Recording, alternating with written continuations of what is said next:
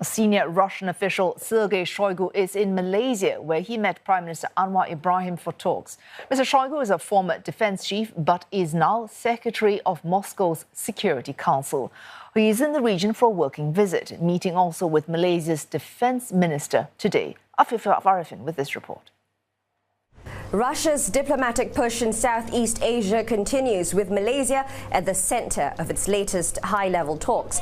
On Thursday, Russia's Security Council Secretary Sergei Shoigu met with Malaysian Prime Minister Anwar Ibrahim in Putrajaya to discuss enhancing bilateral ties in key sectors, including defense, technology and cybersecurity.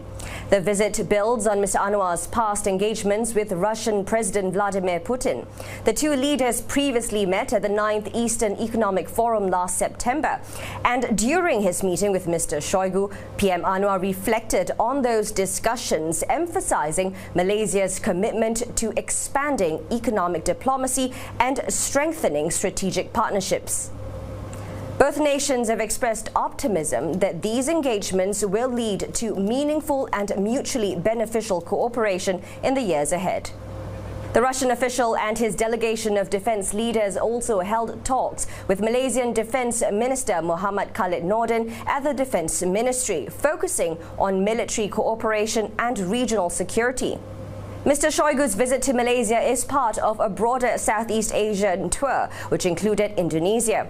Observers say this tour reflects Russia's strategic pivot towards Asia, especially in the context of shifting geopolitical dynamics and the desire to strengthen ties with the nations in the region. Afifah Ariffin, CNA, Kuala Lumpur.